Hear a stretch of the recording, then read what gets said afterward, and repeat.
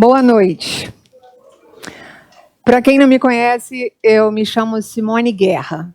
Sou advogada, criminalista e professora de Direito Penal e Processo Penal. Eu já ministro aulas para a OAB desde 1991. Sou professora e coordenadora do curso FMB em São Paulo. Sou coautora da obra Passe Agora em Exame da Ordem. Fui coordenadora no curso Pro-Ordem em São Paulo. Coordeno o curso Pro-Ordem em Santos, em Exame de Ordem. Sou professora do curso da Polícia Militar em São Paulo, CPP. E fui convidada sou concurseiro, para integrar aqui e colaborar com vocês nas aulas de Direito Penal, certo? Eu costumo dizer para os meus alunos já, durante essa minha jornada de mais de 24 anos, em que a nossa aprovação em exame de ordem é de 98% de aprovação, que Direito Penal é tudo de bom.com.br, certo? Eu tenho uma página no Facebook que chama Simone Guerra Oficial. Nessa página, os alunos de OAB, principalmente de OAB, podem chegar na página Simone Guerra Oficial e seguir essa página. Lá, vocês terão vídeos, vocês terão testes, vocês terão dicas de matéria, atualizações, certo? Se você clicar em seguir, toda vez que for colocado qualquer tópico de matéria atualizado, qualquer questão, automaticamente vocês são avisados. Se vocês tiverem qualquer dúvida em direito penal, independentemente se seja ou não relativo às aulas que eu estiver aqui com vocês, vocês podem ir e mandar mensagem, que essa mensagem será, inclusive, respondida para vocês ali mesmo, inbox, ok? Aqui no Sou OAB e Vou Passar, eu fui convidada pelo Fábio e pelo Tacano para colaborar com vocês em duas aulas. Essas duas aulas eu precisei dividir. A primeira aula, de 4 horas, onde nós vamos ver os crimes contra o patrimônio. E a segunda aula, onde nós vamos falar sobre os crimes contra a administração pública. Doutores, toda prova da OAB é requisito sine qua non que caia crime contra o patrimônio e crime contra a administração pública. Não tem como você ir para uma prova de exame de ordem sem ver esses dois títulos de crimes, ok? Então, eles são de suma importância. Entretanto, nós vamos precisar pincelar as ideias, trabalhar o que de fato é provável cair, né? Não dá para nós aqui, em uma aula, para falarmos sobre os crimes contra o patrimônio, esmiuçarmos detalhadamente crime a crime, todos os crimes contra o patrimônio. Então, eu vou trabalhar os slides com vocês. Vocês receberam uma apostila, não é? Nessa apostila que vocês receberam, eu tive o cuidado de detalhar para vocês todo sujeito ativo, sujeito passivo, elemento objetivo, elemento subjetivo, consumação, tentativa, exemplos. Dá para ler ali aquele material e tá tranquilo para, junto com a matéria, a gente conseguir estar preparado para a prova. Por óbvio que é sempre bom nós olharmos o Código Penal também, né? Vocês estão seguindo aí o Código Penal.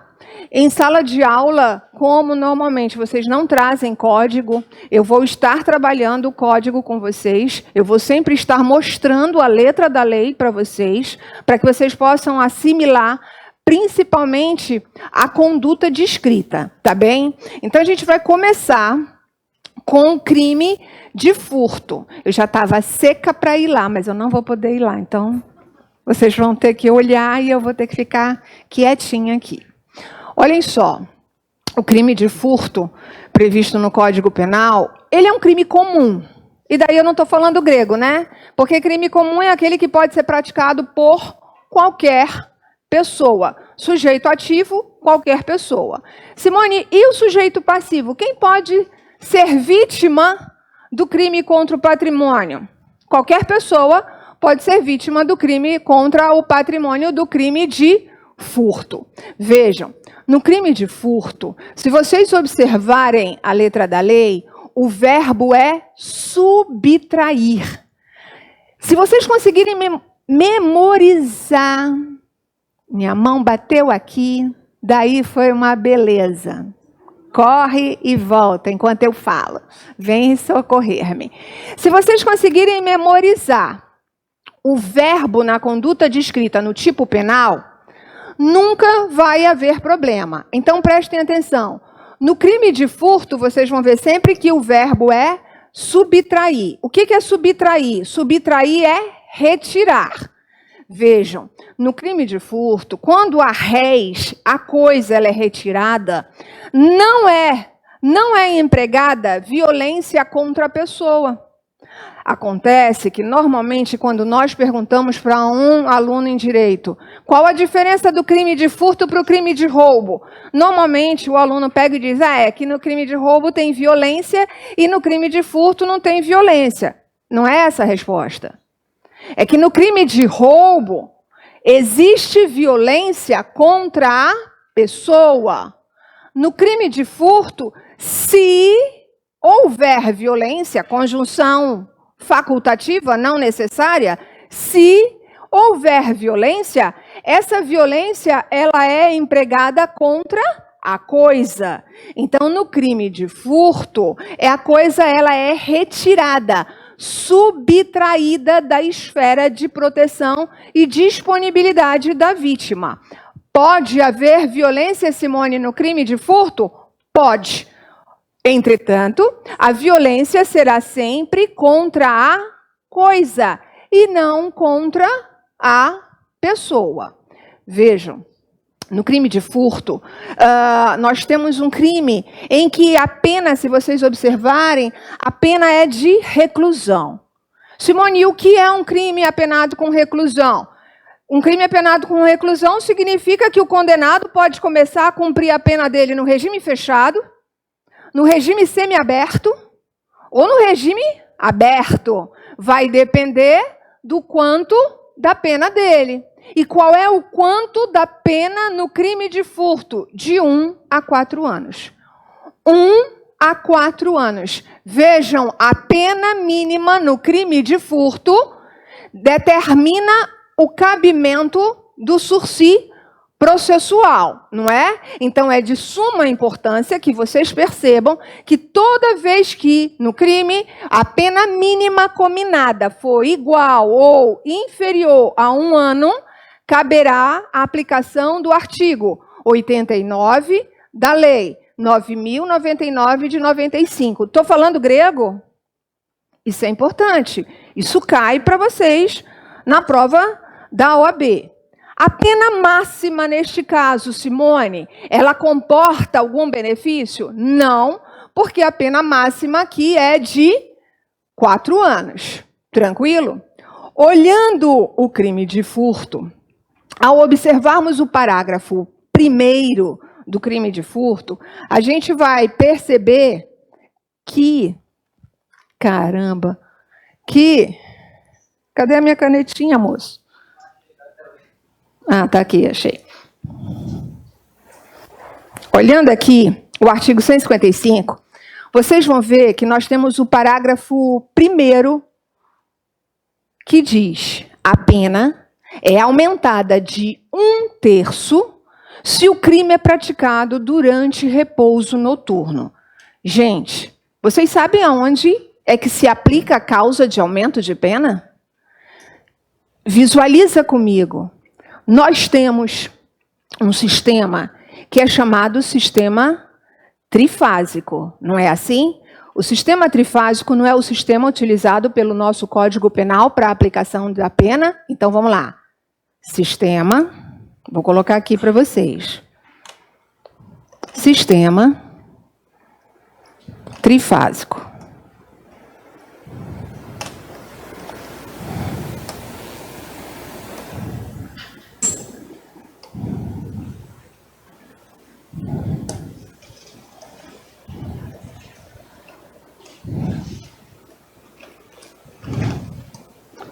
Ele não quer escrever de jeito nenhum. Ah, bênção. Primeira fase. Circunstâncias judiciais. O Takano já mostrou isso para vocês? Hã? Já mostrou? Vocês não viram isso? Ok. Então, na primeira fase, vocês têm as circunstâncias judiciais da aplicação de pena. Conduta, primariedade, antecedentes, ok? Depois, na segunda fase, vocês têm as circunstâncias atenuantes e circunstâncias agravantes na pena.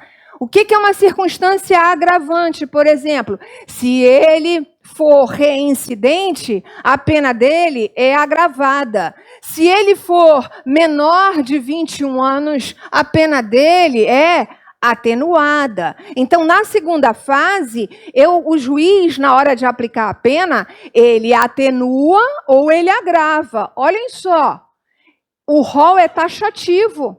Está na lei. Ele só pode atenuar e agravar se aquelas hipóteses estiverem na lei. E, por último, ele tem, na terceira fase, as causas de diminuição e aumento.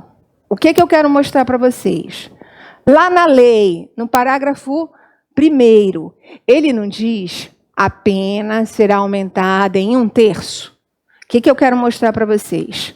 No parágrafo 1º, no crime de furto, o juiz poderá aumentar a pena desde que, primeiro, quando ele aumentará a pena, em que momento será aplicada a causa de aumento de pena no crime de furto? Na terceira e última fase do sistema trifásico. Tudo bem até aí? Então, quando eu falo em aumento de pena,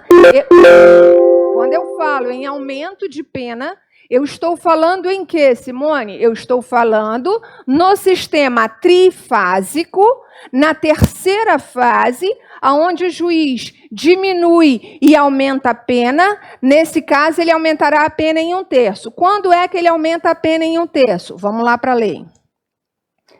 A pena será aumentada em 1/3 se o crime é praticado durante repouso noturno. Vejam, os nossos tribunais superiores, eles já decidiram o seguinte: o que é repouso noturno para mim, lá em São Paulo, não é repouso noturno para quem mora aqui em Presidente Figueiredo. Porque pode ser que uma pessoa que mora em Presidente Figueiredo, quando der 18 horas, 19 horas, já esteja recolhido em casa, descansando. Quem mora lá na capital, em São Paulo, às 11 horas da noite, ainda está trabalhando. Então, eu não posso chegar e dizer que 6 horas da tarde, às 18 horas, no Brasil inteiro, se houver o crime de furto, eu terei a aplicação do repouso noturno do aumento da pena de 1/3. Não. Se uma pessoa entrar na tua casa, invadir o teu domicílio para furtar a tua casa, para entrar na sua casa e furtar o seu carro que estava lá dentro, e passava das 18 horas, existem doutrinadores que dizem assim, a partir das 18 horas, já deve ser aplicado o aumento de pena de 1/3. Veio o nosso Tribunal Superior e disse, não, porque eu não posso colocar um horário de 18 horas, porque 18 horas em Presidente Figueiredo tem gente dormindo, mas 18 horas lá na capital, em Brasília, não estão dormindo. Então, vai ser considerado esse aumento de pena de acordo com a região aonde o fato ocorrer. Caberá ao juiz a aplicação através de um critério, de uma análise, para ele aumentar esta pena em 1/3. Tá claro isso, gente? Simone, quando entram na casa de uma pessoa durante o repouso noturno, precisa ter alguém lá dentro da casa? Inicialmente, há uns anos atrás, a doutrina majoritária dizia, óbvio, tem que ter alguém lá dentro dormindo. Repouso noturno, entendia-se que era necessário que alguém estivesse lá dormindo. Veio o nosso Tribunal Superior e definiu. Esse entendimento foi pacificado. Não precisa ter ninguém lá dormindo, não precisa nem ter gente dentro da casa. Se você estiver aqui e alguém entrar na tua casa, ainda que não tenha ninguém, caracterizará a causa de aumento de pena. Se você estiver na sua casa, descansando, mas assistindo Big Brother, ainda assim caracterizará o aumento de pena. Um detalhe que cai muito em prova de OAB. E se o agente criminoso, em vez de entrar na casa, entrar num estabelecimento comercial? Isso enseja na aplicação do parágrafo 1º do artigo 155, Simone? O que vocês acham? Vamos embora, a nossa aula ela tem que ser pensando dinâmica, sim ou não? Sim! Porra, não é só residência? Não. Estabelecimento comercial também enseja na aplicação da causa de aumento de pena. Está claro o aumento de pena do parágrafo 1º? Vejam. Daí a gente sai do parágrafo 1º e vai para o parágrafo 2º que vai estar na prova de vocês. Por que vai estar na prova de vocês? Vou mostrar. No parágrafo 2º, vocês têm o furto privilegiado. O que é o furto privilegiado? Diz o parágrafo 2º. É uma causa de diminuição na pena. Se o criminoso é primário. Vocês sabem o que é um réu primário? Réu primário é todo aquele que não teve uma sentença condenatória transitada em julgado no Brasil ou no estrangeiro por um crime anterior e ele agora não pode estar sendo condenado por um novo crime, não é?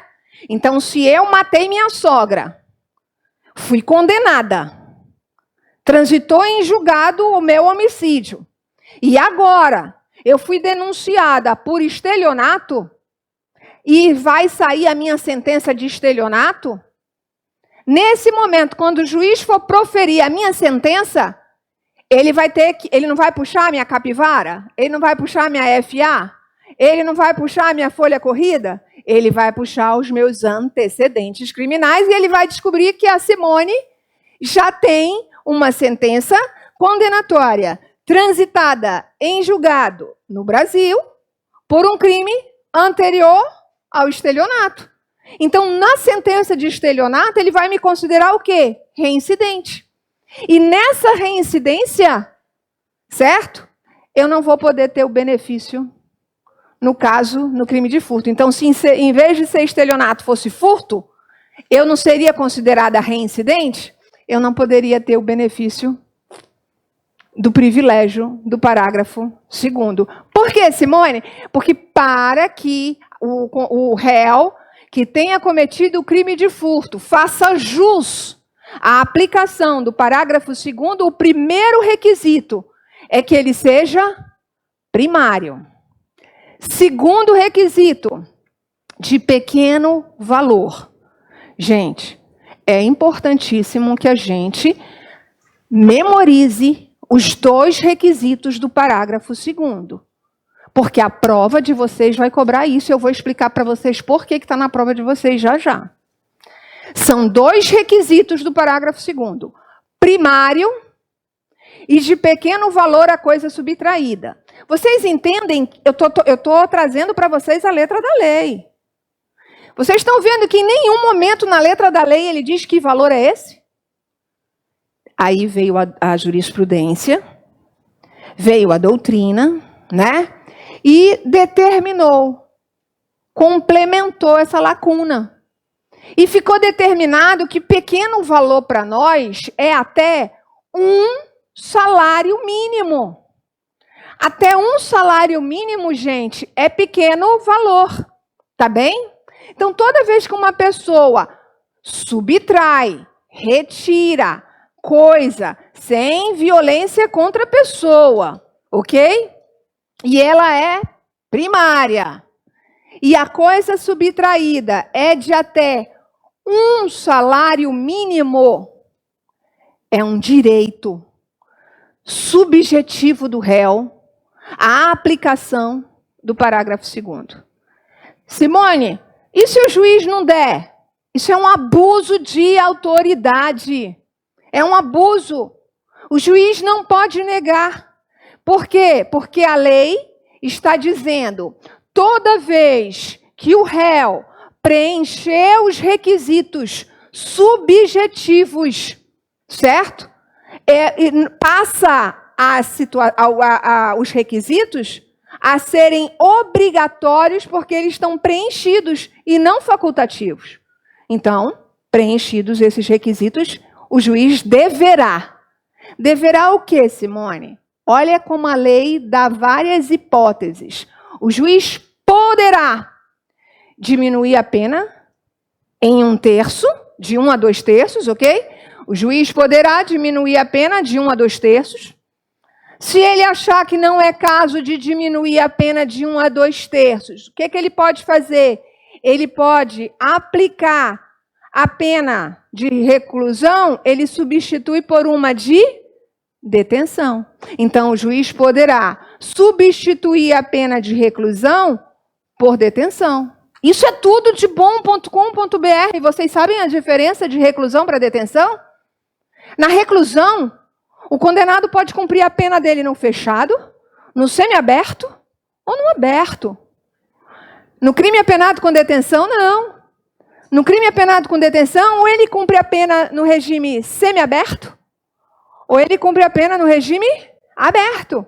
Então, vocês têm que lembrar, gente, que vocês estão indo prestar prova para a OAB.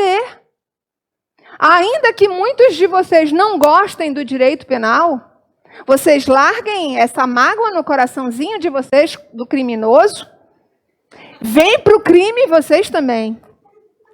E vocês comecem a olhar o direito penal com olhos de um advogado criminalista, porque a gente que é advogado criminalista, a gente busca o quê? Absolver. Mas às vezes a gente não consegue absolver. Não tem problema, a gente presta também quando a gente diminui a pena. Ah, não consegui diminuir a pena. Não tem problema, eu também presto quando eu mudo reclusão para detenção. Quando eu tiro da privativa para restritiva, também presto. Esse olhar é que vocês precisam ter na hora da prova. Entenderam? Não vai querendo cadeira elétrica, pena de morte, prisão perpétua na prova de direito penal, porque vocês vão errar as alternativas. Vocês vão ter que olhar com os olhos de um advogado. Sim ou não? E não é de um advogado. Vocês vão olhar com olhos de advogados, ok? Então, presentes os requisitos, primário e pequeno valor a coisa subtraída, o juiz deverá, embora a lei fale poderá, a lei fala poderá porque a lei não pode pegar e dizer para o juiz, você deve, né? Eu não posso dizer para o juiz, você deve. Então eu digo, poderá, mas está claro que é um dever, ok? Deverá diminuir a pena de 1 a 2/3, tá claro isso para vocês? Ou substituir a pena de reclusão por detenção, ou apenas aplicar a pena de multa. Onde estará a questão de vocês? Bem, o Supremo Tribunal, nosso Tribunal Superior, ele decidiu que o privilégio do parágrafo 2º pode, antes esse privilégio do parágrafo 2º, ele era aplicado somente no caput, porque vocês percebem que o privilégio, ele vem abaixo do caput.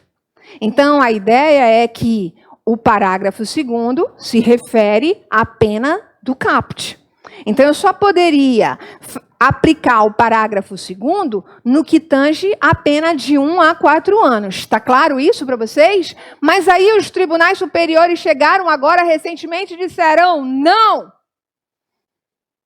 O parágrafo 2º poderá ser aplicado, sim, em crime de furto qualificado, desde que a qualificadora seja de ordem objetiva.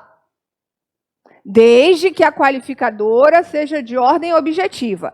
Então, a questão na prova de vocês cinge no sentido de que cabe num crime de furto qualificado, se o réu for primário e de pequeno valor a coisa subtraída, a aplicabilidade do privilégio previsto no parágrafo 2º?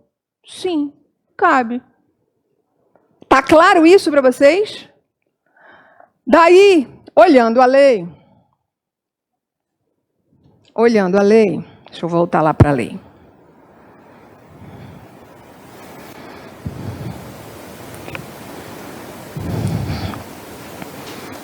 Olhando a lei, a gente tem o furto qualificado. No furto qualificado, vejam como a pena muda completamente. Vejam como a pena vai de 1 a 4 anos para 2 a 8 anos, não é?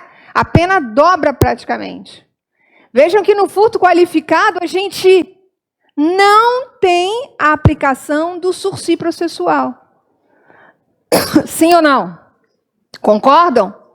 Poxa, quando é, Simone, que o furto é qualificado? Gente, existem várias hipóteses de furto qualificado.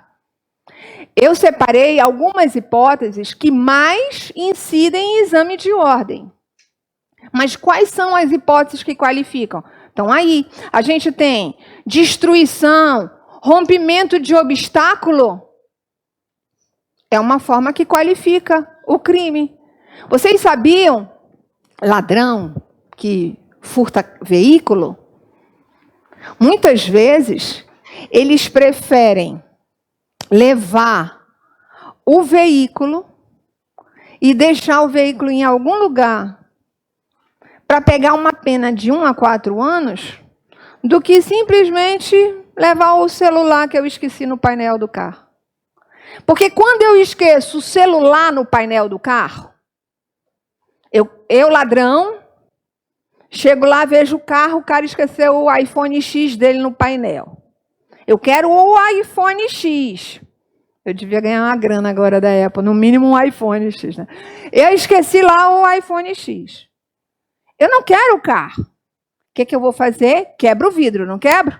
Quebrei o vidro. O carro é o obstáculo. Tranquilo? Quebrei o vidro. Subtraí o celular. Eu não rompi esse obstáculo? A minha pena foi para 2 a 8 anos. Porque é uma qualificadora no crime de furto.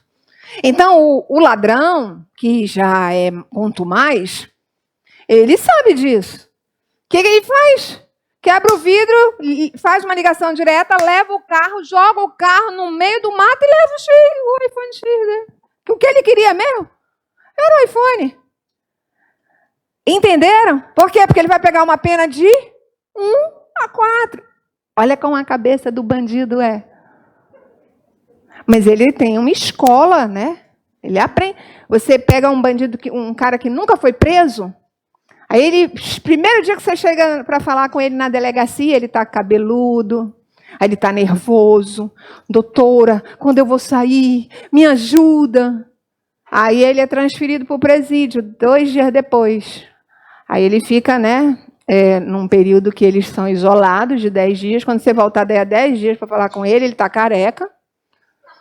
Porque ele já tem que passar por isolamento, né? Ele está careca, ele chega para ti e diz, doutor, é o seguinte, eu quero saber quando é que a senhora vai entrar com o meu HC, a senhora já vai pedir minha progressão, e a detração, como é que vai ser? Eu posso remir minha pena? Aí ele já sabe a lei 7.210 de 84, ele é expert na LEP, certo? Vocês acham que ele não sabe que se ele, da próxima vez, que se ele levar o carro, deixar o carro lá no matagal e ficar com o iPhone, ele não estava nessa situação? Ele já tinha sido colocado em liberdade na audiência de custódia? Não é assim? Entenderam como é que funciona? Então, dependendo de como o crime de furto é praticado, a pena muda completamente. Entenderam? Destruição e rompimento de obstáculo? Uma outra hipótese é o abuso de confiança, ou mediante fraude, escalada, destreza. Olha só, abuso de confiança cai demais em exame de ordem. O que é o abuso de confiança? Gente, ninguém confia em outra pessoa em 5 minutos, não é? Eu perco a confiança em ti em questões de minutos. Mas para eu passar a confiar em você, isso leva um tempo, não leva? Então, é assim. É muito comum, na prova da OAB, cair assim: Simone contratou X para trabalhar na sua casa. Certo? No segundo dia em que X começou a trabalhar, aproveitando da ausência da patroa, X subtraiu as suas joias. Qual o crime? Vocês vão ter que dizer se ela cometeu furto, roubo, furto qualificado, furto privilegiado, estelionato, homicídio, né? Vai ter lá. Pensem. Muitos de vocês vão pensar, abuso de confiança, né? Porque a patroa, Simone, deixou as joias dela lá em cima da mesa, porque a moça trabalhava, já era o segundo dia que a moça estava trabalhando, a Simone confiava nela. 2 dias, gente? 2 dias eu tenho como confiar numa pessoa? Não! Não existe relação de confiança. Sabe por que vocês têm que pensar nisso? Porque vocês nunca vão estar para exame de ordem, nunca em favor da patroa. É isso que eu quero que vocês entendam. Nesse momento, vocês sempre vão estar em favor de quem? Do bandido. Vocês querem que ela pegue uma pena de 2 a 8 anos? É ela que vai pagar vocês os honorários? Não. Então, vocês querem que pena para ela? De 1 a 4. O que vocês vão dizer? Que não existe qualificadora do abuso de confiança. Porque o abuso de confiança não se perfaz em tão pouco tempo. Se tivesse lá há mais de 20 dias, há 1 mês, haveria essa relação de confiança. Mas em 2 dias, então o crime dela seria o quê? Um crime de furto simples. Ah, mas não era joia, era uma bijuteria que custava R$300. O furto dela é o quê? Um furto privilegiado. Se X fosse primária e a coisa subtraída de pequeno valor, ela não tem o benefício do privilégio do parágrafo 2º? Sim ou não? Vamos botar a cabeça para raciocinar. Não vamos? É assim que na prova da OAB o raciocínio de vocês vai ser exigido. Então, pensa, nunca eu vou estar em favor, eu sempre vou na prova da OAB estar em favor do bandido.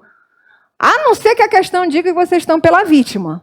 Aí vocês mudem totalmente, né? Aí você já altera a situação, veste outra roupa e defende a vítima.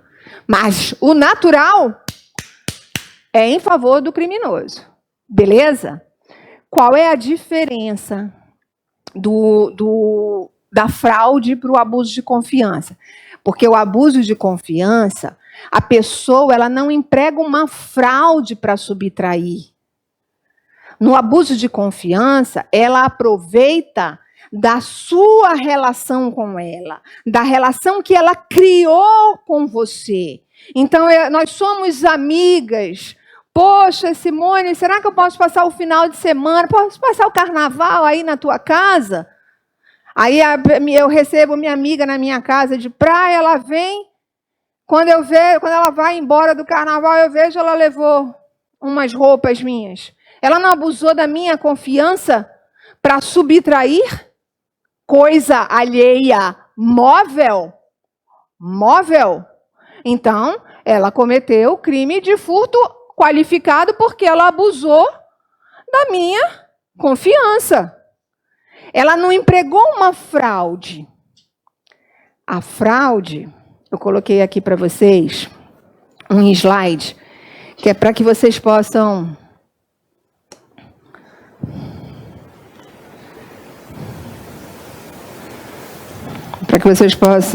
perceber. Atenção. A qualificadora mediante fraude induz o aluno em erro, atentar para a diferença com um crime de estelionato que possui o requisito fraude. No furto, cuida-se do engodo ou meio enganoso utilizado pelo agente, fazendo com que a vítima seja mantida em erro, a fim de que o agente pratique a subtração. Simone, não entendi nada. Porque assim, no estelionato, furto não é subtrair? Então a pessoa tem que tirar a coisa de ti. No furto, eu preciso empregar uma fraude. Olha lá.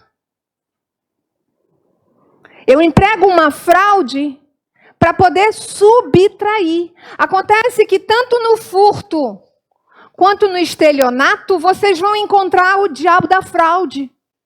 Porque no crime de estelionato do artigo 171, vocês vão ter lá, obter para si ou para outrem vantagem indevida, mediante fraude, artifício, ardil ou qualquer outro meio fraudulento, induzindo ou mantendo alguém em erro. Lá tem a fraude no estelionato. Aí, na hora da prova, em que vocês estão pilhados, tem lá furto e estelionato na questão. E vocês ficam entre a cruz e a caldeirinha. Gente, no estelionato, a vítima entrega a coisa para ti porque ela acredita no que tu está contando para ela. Você se faz passar por uma pessoa que de fato você não é. E ela entrega para você. No furto, não, eu não entrego no furto. Porque no furto a coisa é retirada, não é subtraída. Então, no furto, eu retiro bem. Por exemplo, no estelionato, o cara vai, coloca uma roupa de manobrista da Estapar, fica na porta do restaurante, chega você, chego eu, com a minha Audi TT, preta, com farol xenon, conversível. Dizem que quando a gente fala muito uma coisa, isso acontece. Parei lá. O manobrista, ele não é manobrista. Eu disse para vocês que o camarada conseguiu a roupa do manobrista, né? Aí ele vai, chega para mim, se apresenta como manobrista, eu entrego as chaves da minha Audi. Ele entra na Audi e vai embora com a Audi. Ele me roubou? Não, não usou violência. Ele me furtou? Não, eu que entreguei o carro para ele. Por que eu entreguei o carro? Porque ele me induziu em erro mediante uma fraude. Se fez passar por uma pessoa que de fato ele não é. Isso é estelionato. Agora, se o camarada se veste de manobrista, entra no estacionamento da Estapar, entra lá, disfarçado, vai entrando, entra no carro entra na Audi, pega a Audi, vai embora. Ele não empregou uma fraude para furtar um carro? Entenderam a diferença? No furto, existe a fraude. A fraude, o engodo, é para ele tirar a coisa. Você jamais vai entregar o bem. Porque quando você entrega o bem mediante uma fraude, o crime é outro. O crime é de estelionato. Sim ou não? Entenderam até aqui? Voltei lá para a lei.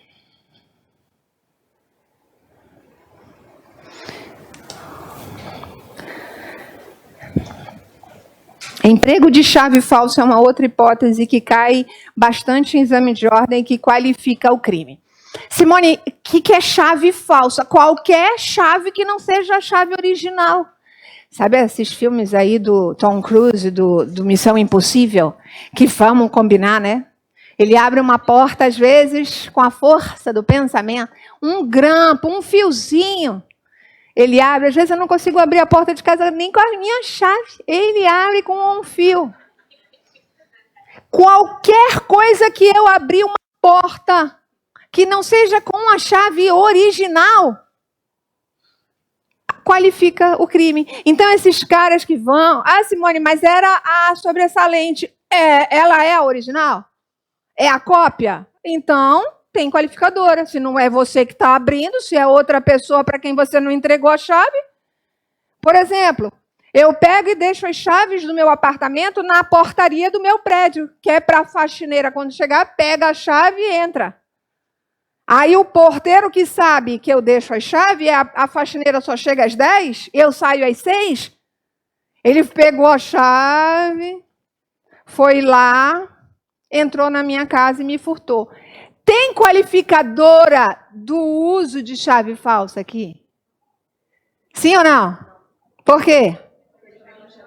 Não, porque a chave é original. Tem qualificadora? Tem qualificadora, porque se eu estou entregando a chave na portaria é porque eu confio no porteiro. Então, ele usou da minha confiança. Tem a qualificadora pelo abuso de confiança, mas não tem a qualificadora pelo emprego da chave falsa. Chave falsa só qualifica quando não é a chave original. Qualquer que seja o meio utilizado para abrir uma fechadura, qualifica o crime de furto. Tranquilo, doutores? E aí, a gente tem no crime de furto uma outra hipótese que qualifica, ou seja, a pena saiu de 1 a 4 e foi para 2 a 8, não foi? Que é o concurso de 2 ou mais pessoas. Bem, na faculdade, porque eu não estou falando grego, todo mundo fez faculdade de Direito aqui, então a gente vai lembrar, não sei se vocês já tiveram aula aqui com Takano sobre isso, também estou falando do Takano, mas também não sei nem se é ele que está vendo isso ou se é o Ivo. Mas já foi dito para vocês alguma vez na vida de vocês, de acordo com o artigo 29 do Constitucional, haverá concurso de pessoas quando 2 ou mais pessoas se unirem através do vínculo psicológico, do liame subjetivo, de um na conduta do outro, não é? Para a prática do mesmo crime. Então, se nós nos unirmos aqui para roubarmos o Banco Itaú, todos nós estamos em concurso de pessoas. Aí, se eu chegar e disser, gente, eu vou roubar o Banco Itaú, o que vocês acham? Beleza? Beleza. Todo mundo anuiu? Esse pessoal daqui, do lado esquerdo, entra no banco comigo. Do lado direito, fica do lado de fora para ver quando chegar a polícia, grita. Todo mundo vai responder pelo crime de roubo. A diferença é que uns vão ser coautores, outros vão ser partícipes no crime. Mas houve união, não houve? Então, todo mundo aqui vai ter a pena, vai ter o crime o quê? Qualificado. Então, no crime de furto, a pena é qualificada quando o crime de furto é praticado por 2 ou mais pessoas. Por que eu estou reafirmando isso? Porque quando nós chegarmos no crime de roubo, vocês vão ver a mesma situação. Só que o legislador, para sacanear com quem vai fazer exame de ordem, mudou lá no roubo. Em vez de ele pegar e dizer que lá também qualifica o crime, não, lá ele colocou como uma causa de aumento de pena. E a OAB adora colocar para vocês no crime de roubo ou no crime de furto, aí ele altera a hipótese. Ele coloca 2 ou mais pessoas se unindo para cometer o crime de furto, e aí ele coloca uma hipótese em que a pena é aumentada. E você, desatento, naquele momento, pelo nervosismo, lembra, puxa, eu vi isso. Não, tu não viste que aumenta? Porque o aumento está lá onde? Na terceira fase, não é? Do sistema trifásico. Aqui eu estou falando que ele qualifica.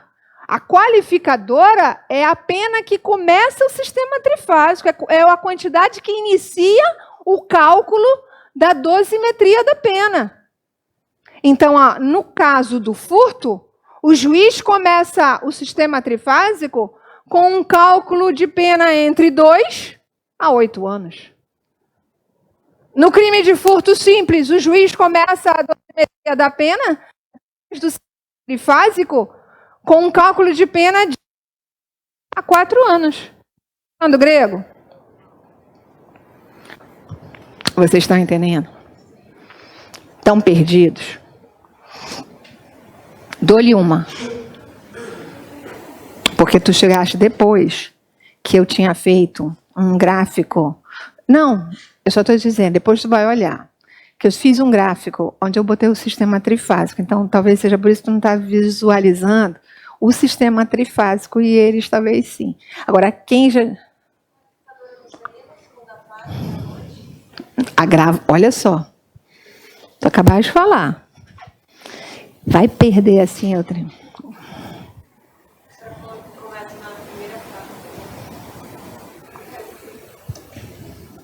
Se eu quisesse limpar essa folha, eu faria como, hein?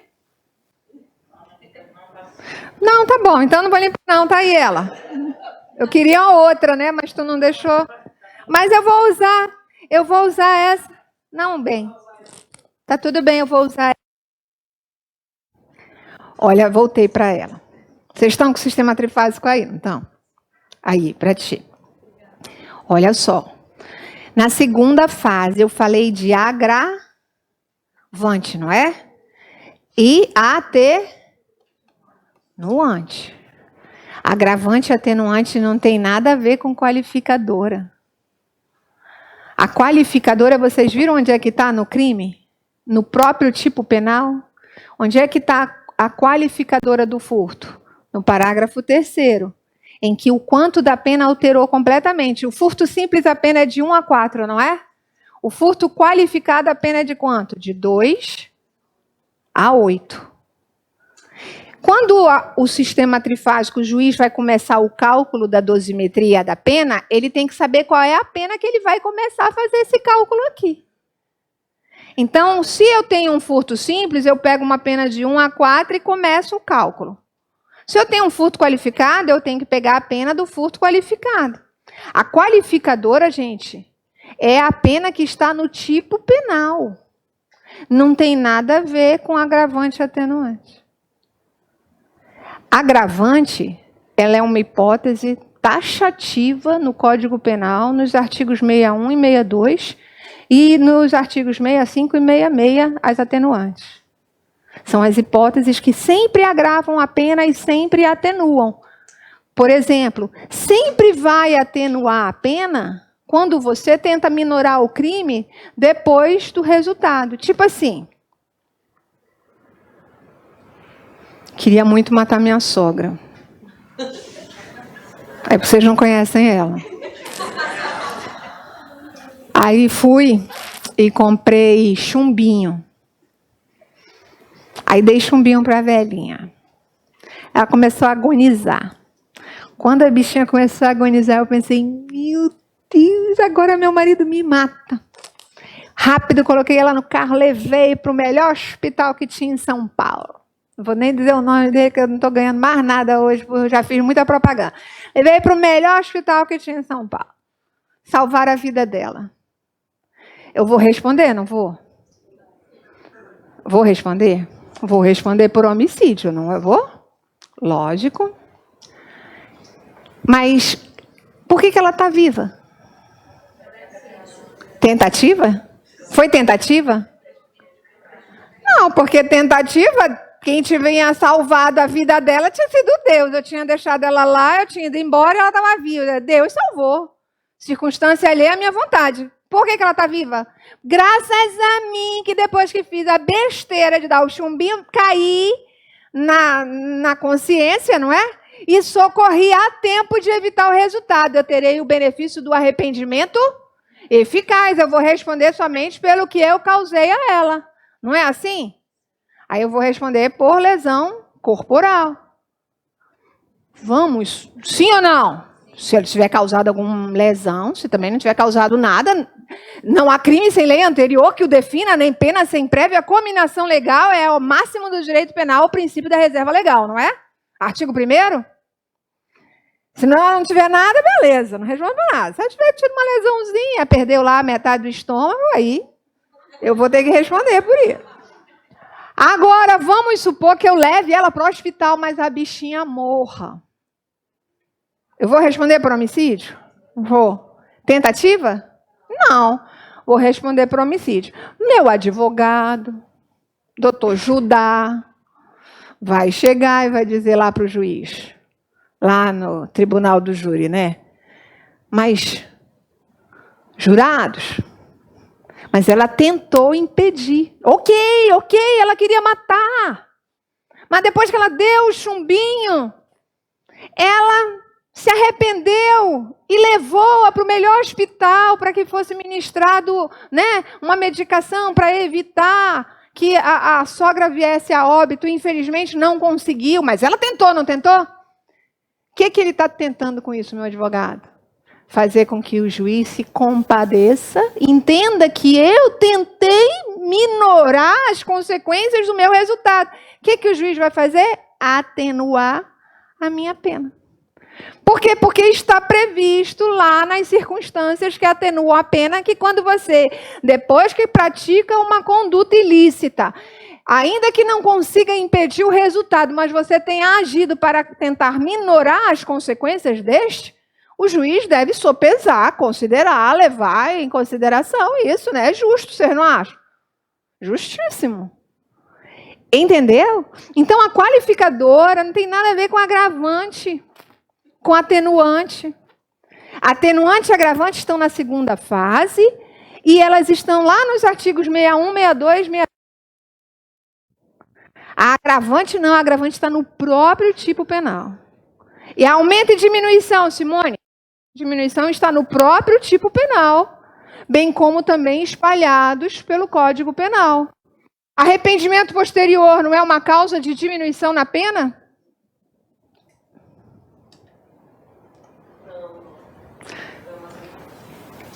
Quem falou isso? Quem que eu não ouço? Arrependimento posterior. O arrependimento posterior se aplica aos crimes praticados sem emprego de violência e grave ameaça, quando o agente, após consumar o crime, se arrepender e reparar o dano até o recebimento da denúncia, não é? Aí reparou o dano, o juiz vai, o processo tramita, quando chegar na sentença, o juiz vai pegar e vai fazer o quê? Diminuir a pena de 1 a 2/3, considerando quanto mais rápido ela reparou. Se ela demorou para reparar, menor diminuição. Se ela reparou logo, maior grau de diminuição. Arrependimento posterior, doutores, entra na primeira, na segunda ou na terceira fase? Terceira fase, diminuição. Entenderam? Cabe arrependimento posterior no crime de furto, doutores? Sim ou não? Sim, eu acabei de dizer. O arrependimento posterior se aplica aos crimes praticados sem emprego de violência e grave ameaça contra a pessoa. Cabe no crime de furto o arrependimento posterior, doutores? Sim. O arrependimento posterior no crime de furto deve ser aplicado em que fase do sistema trifásico? Terceira. O arrependimento posterior é uma causa de diminuição. E a pena é diminuída de quanto? De 1 a 2/3.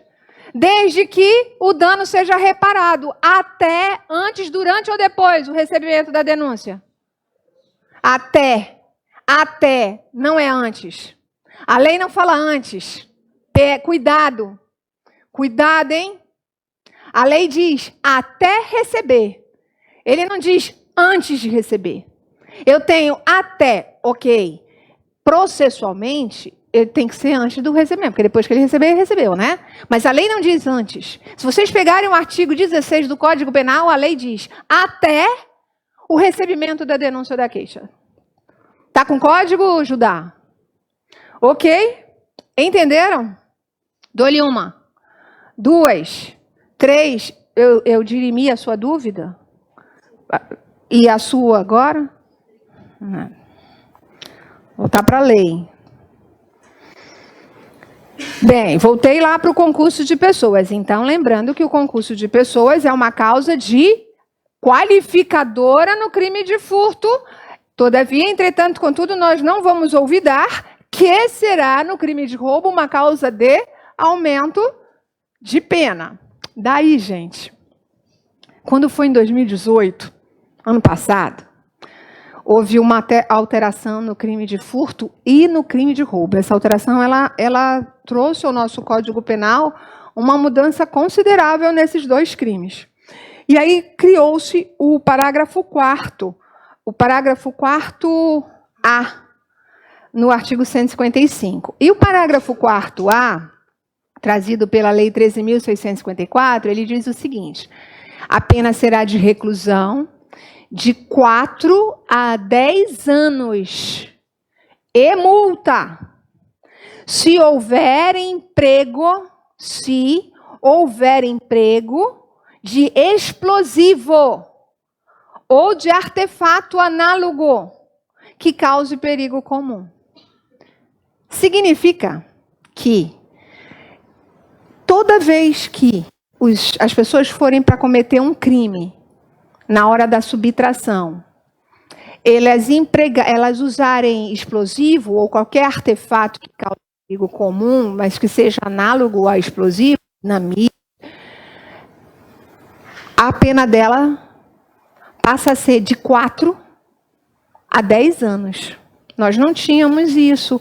Antes, a gente tinha um furto qualificado pela destruição, pelo rompimento de obstáculo, que pegava uma pena de 2 a 10 anos, era um furto qualificado. Agora, é um furto qualificado? É, porque a pena é de 4 a 10. Vocês estão vendo que muda a pena? Toda vez que a pena ela é aumentada, esse crime está qualificando. Porque a pena base do furto é 1 a 4, não é? Qualificou 2 a 8. Qualificou de novo 4 a 10. Em dezembro passado, aconteceu no interior do estado de São Paulo, em Socorro, numa agência bancária, os ladrões, eles usaram tanta dinamite para roubar o banco, que vocês não estão entendendo. Eles aterraram a agência bancária. Eles abriram uma cratera que o banco afundou, que ficou, acho que mais de 3 vezes, a Socorro com a rua toda fechada. As casas vizinhas ficaram prejudicadas porque os alicerces foram afetados. Então é assim, eles usam muito, já viram que eles estouram caixa eletrônico, não é? Então o legislador pegou e falou, gente, vamos aumentar, porque é muito comum eles usarem esses explosivos, principalmente para roubar banco, para roubar caixa eletrônico. Então eles pegaram e trouxeram para o artigo 155 o parágrafo 4A. No parágrafo 4A, ele traz uma qualificadora em que a pena é de 4 a 10 anos. Exame de ordem. Toda vez que existe mudança de lei, a OAB ela vem em cima dessas mudanças. Então, é importante que vocês percebam que quando o crime de furto for praticado com emprego de explosivo ou substância análoga que cause perigo comum, o furto é qualificado. Eu vou pular, mas só para vocês entenderem o raciocínio. Mas o legislador ficou pensando assim, tá, e se ele em vez dele usar a substância, e se ele furtar a substância explosiva? Aí o legislador pegou e falou, então vamos colocar essa hipótese também, não vamos deixar de fora. Então vamos aumentar, qualificar a pena, tanto para quem usar na hora da subtração o explosivo, como para aquele que subtraiu o explosivo. Então ele veio e trouxe ainda o parágrafo 7º. Vejam o parágrafo 7º do artigo 155. Isso é importante para vocês.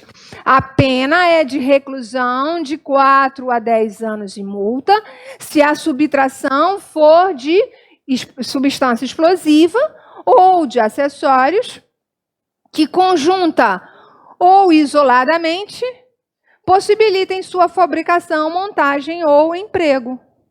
Entenderam o raciocínio? Então, vocês têm agora no crime de furto, tanto para aquele que subtrai o explosivo, como para aquele que emprega na subtração esse explosivo. Cuidado, pena 4 a 10 anos. Tranquilo até aí? Bem, daí, eu queria saber como é que eu vou fazer isso. Eu queria uma página limpa.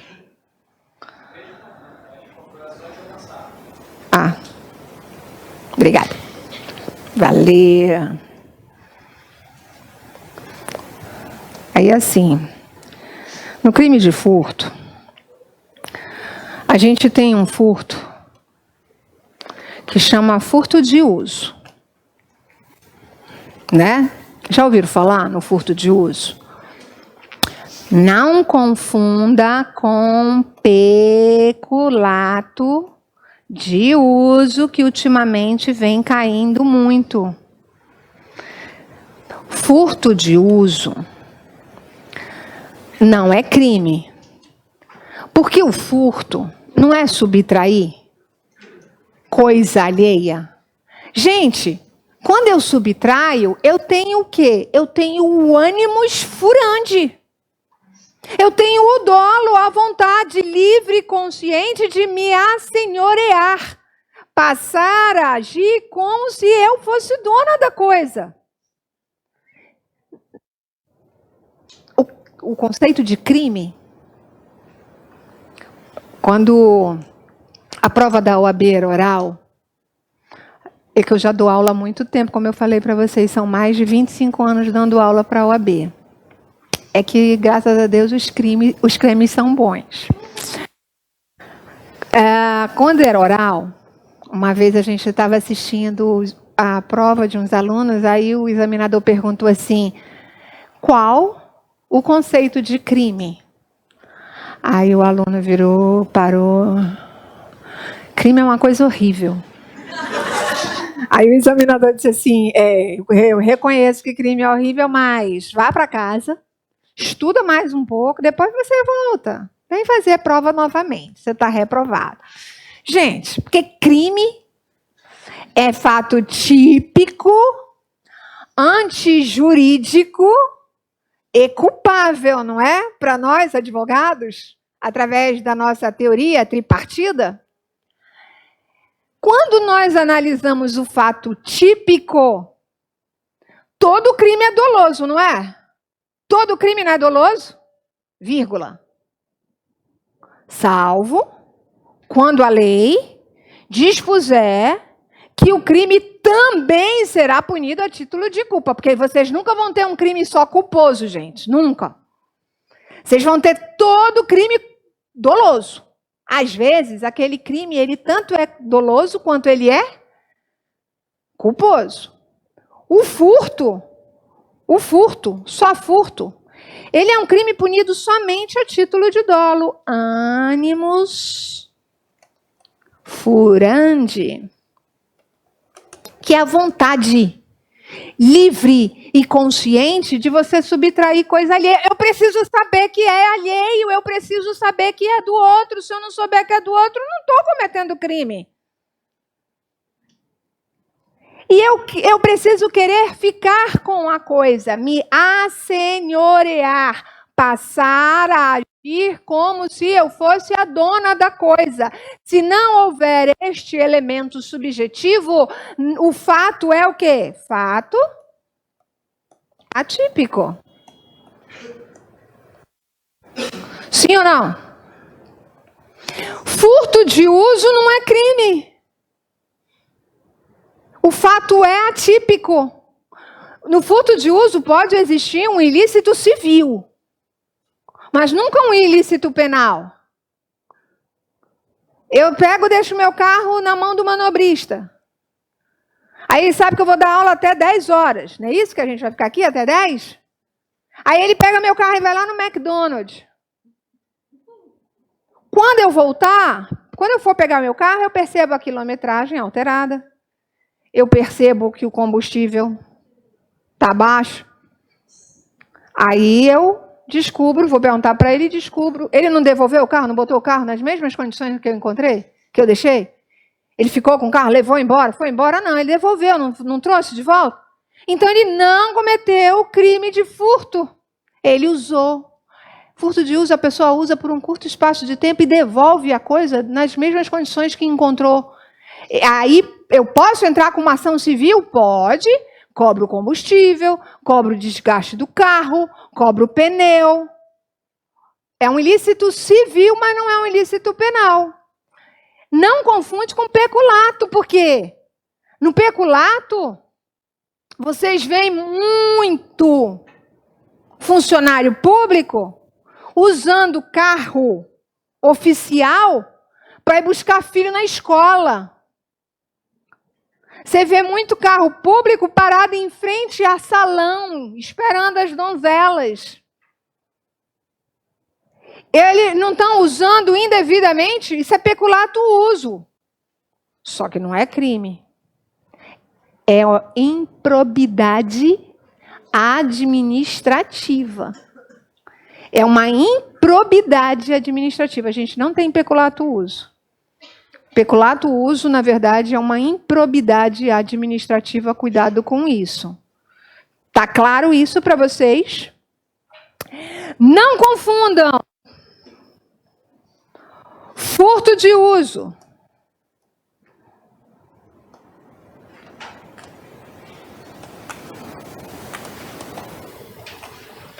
com furto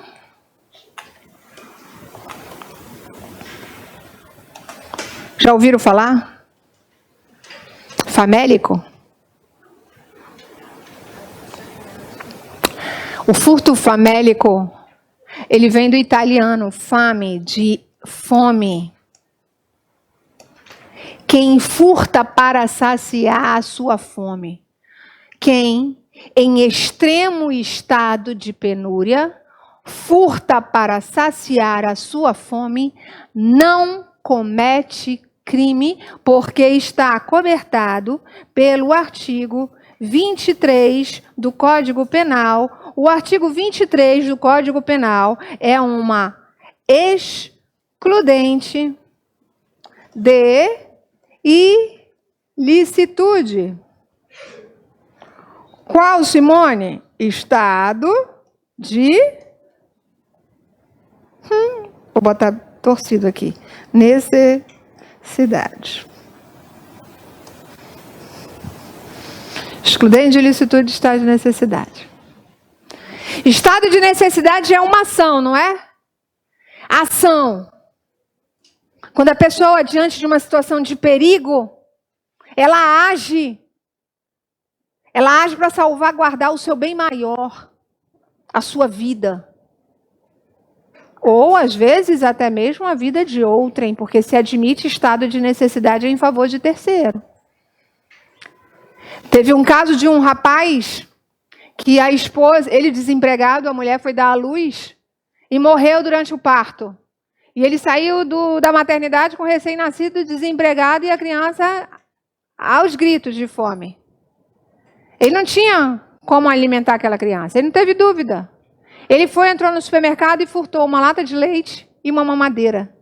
E ele foi preso pelo crime de furto. Daí, ele, por óbvio que depois ele foi solto, né? Mas ele é solto, mas ele tem que responder. E aí foi colocado o quê? Que ele furtou porque ele estava em extremo estado de penúria e furtou para saciar a fome do filho. O filho, se não comesse, morria, não é? Então, o filho não estava numa situação de perigo. Quando você age diante de uma situação de perigo, a ação é diferente de reação. Reação é legítima defesa. Ação é estado de necessidade. Confundam legítima defesa com estado de necessidade. Não confundam o crime compensa com o crime na compensa. No estado de necessidade, você tem uma situação de perigo e para você se livrar da situação de perigo, você precisa agir. Na legítima defesa, você sofre a agressão. Aí você está sofrendo a agressão. E para cessar a agressão que você está sofrendo, o que você faz? Reage, porque ninguém é Jesus Cristo. De bater, levou, né? Reage. Imediatamente e moderadamente. Cessou a agressão, cessa o revide. Senão tu vai responder pelo excesso. Então não confundam legítima defesa com estado de necessidade. Furto famélico é estado de necessidade. Furto famélico é uma exclusão de crime. É uma excludente de ilicitude. Não tem crime. Porque a pessoa agiu diante de extremo estado de penúria. Simone, ele pode ter agido diante de estado de penúria em favor de terceira pessoa? Acabei de dar o exemplo do filho que estava morrendo de fome. Dou-lhe uma, dou-lhe duas, dou-lhe três, saí do crime de furto, vou para o crime de roubo.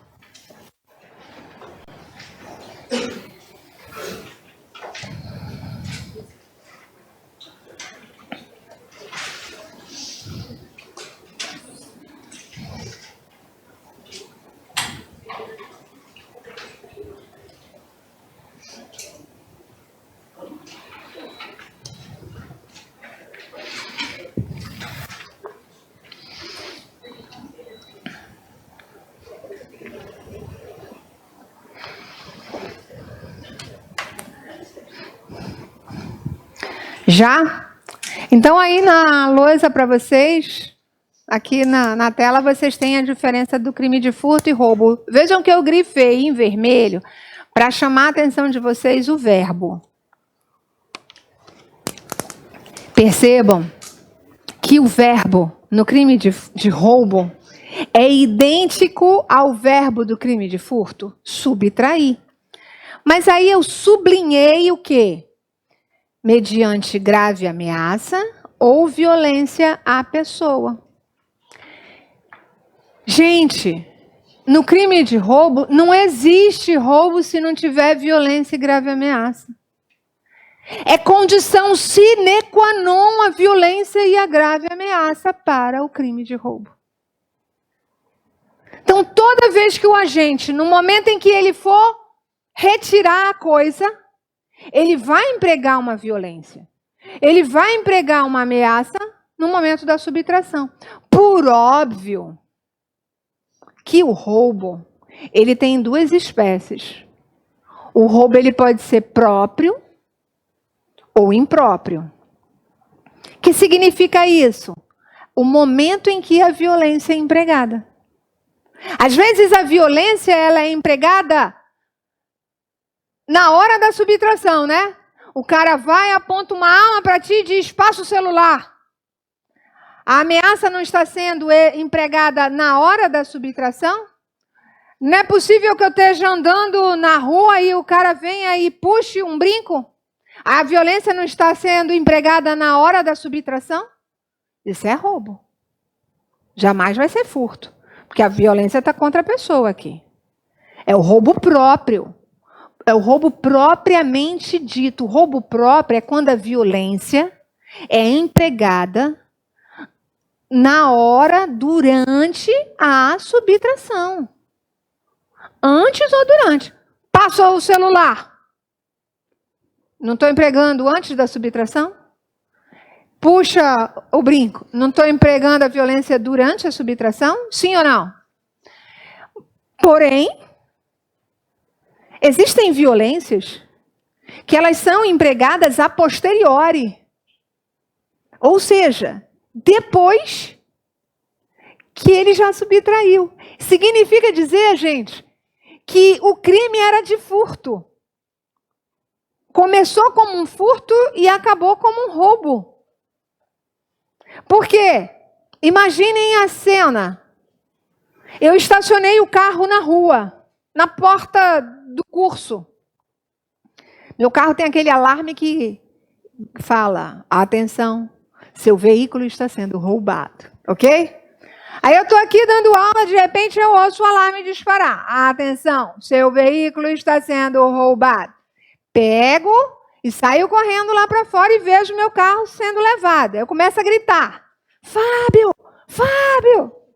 Preciso de um delegado, preciso de polícia, né? Fábio, Fábio. Nisso não aparece ninguém, eu correndo, né? Gritando. O camarada, o meliante, vai, desce do carro com uma arma, vira para mim e dá um tiro. Ele não empregou a violência depois que ele já tinha levado o carro? Para que ele está empregando a violência agora? Para garantir a autoria, assegurar a impunidade do crime dele. Para assegurar a manutenção na réis. Então, a violência foi empregada em momento posterior à subtração. Qual o crime? Roubo. Então, Simone, toda vez que eu pensar no crime de roubo, eu penso na violência contra a pessoa ou uma grave ameaça? Sim. É requisito sine qua non. Violência ou grave ameaça contra a pessoa. Se a violência e a grave ameaça forem empregadas antes ou durante, vocês estarão diante de um roubo próprio, que se consuma no momento do emprego da violência ou da grave ameaça, com a subtração. Se eu estiver diante de um roubo impróprio, quando, depois da subtração, ele empregar a violência. Tá claro isso para vocês? Aí vocês vão dizer assim, quando se consumou?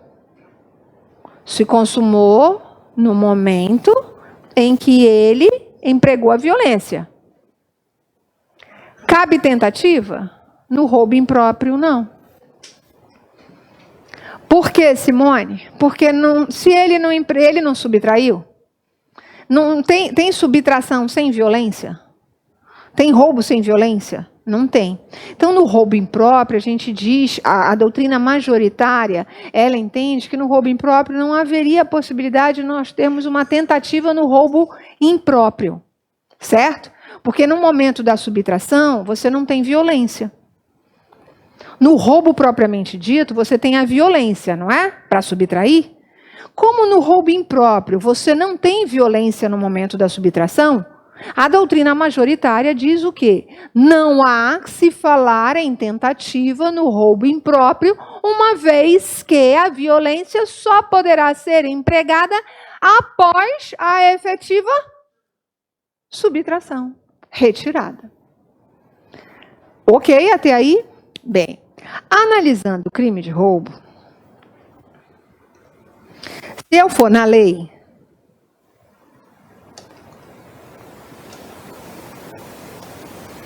subtrair coisa alheia, móvel para si ou para outrem, mediante grave ameaça ou violência à pessoa, ou depois de havê-la por qualquer meio reduzido à impossibilidade de resistência. Pena, reclusão de 4 a 10 anos. Vejam que no crime de roubo, gente, não cabe nenhum benefício de sursi, diferentemente no crime de furto simples, no caput, ok? Aí no parágrafo 1º, nós temos assim: na mesma pena, incorre quem, logo depois de subtrair da coisa, emprega violência contra a pessoa ou grave ameaça, a fim de assegurar a impunidade do crime ou a detenção da coisa para si ou para terceiro. O que eu quero mostrar para vocês? O caput, vocês vão estar diante do quê? De um roubo próprio. O roubo propriamente dito. E no parágrafo 1º, Simone? No parágrafo 1º, vocês vão estar diante do roubo impróprio, quando após a subtração se empregar a violência ou a grave ameaça. Aí, quando foi em 2018, que eu falei para vocês, que entrou em vigor a Lei 13.654, né? Nós tivemos a alteração do crime de furto, mas, gente, nós tivemos uma alteração considerável no crime de roubo. Considerável no crime de roubo. Olhem só. No crime de roubo, antes, no parágrafo 2º, nós tínhamos o inciso 1, em que a pena ela era aumentada de 1/3 quando o crime era praticado com emprego de arma. Ponto. Mas o legislador, ele não dizia que arma era essa. Então podia ser uma arma própria ou uma arma imprópria. A arma própria é aquela criada com a finalidade de ataque e defesa.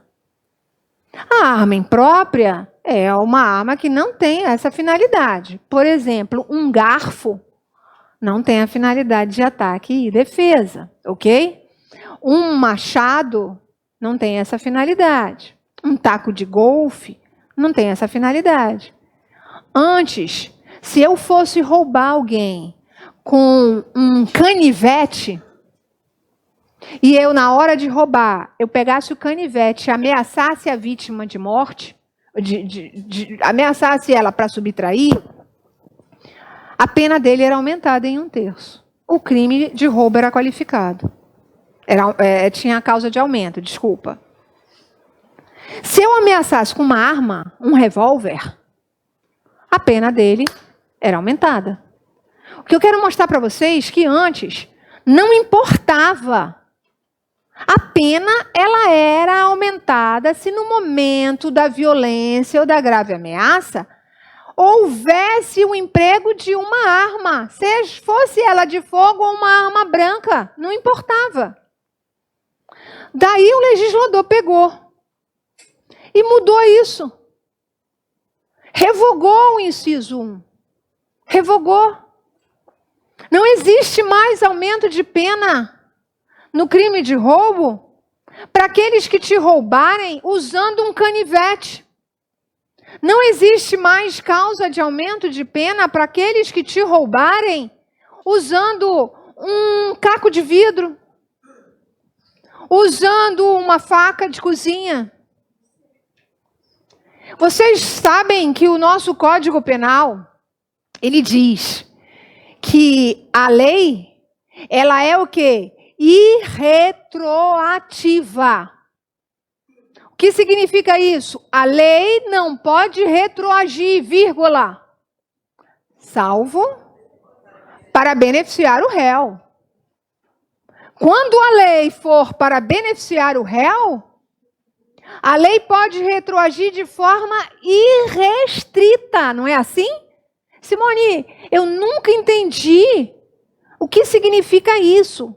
Retroagir de forma irrestrita. Significa dizer que eu posso pegar a lei, gente, e voltar ela no tempo, a qualquer momento, até depois do trânsito em julgado. Então, se eu tiver um condenado por crime de roubo, que foi condenado com uma pena aumentada por ter roubado uma pessoa, usando um caco de vidro, um canivete, uma espada ou um revólver, no caso do canivete, da arma, da espada, ele já estiver cumprindo a pena dele, eu, advogada dele, entro com uma revisão criminal. e peço a mudança da pena dele. Eu quero que seja afastada a causa que aumentou a pena dele, porque agora eu tenho uma lei nova, mais benéfica, que revogou o aumento da pena que foi aplicado no caso dele na época do fato. Então, quando a gente diz que a lei nova pode retroagir a qualquer tempo de forma irrestrita, significa dizer que eu posso retroagir na fase de inquérito, eu posso retroagir na fase de ação, eu posso retroagir na fase de recurso, eu posso retroagir na fase de execução da pena. Só não vou retroagir depois que eu já tiver cumprido a pena dele. Aí danou-se, azar o dele.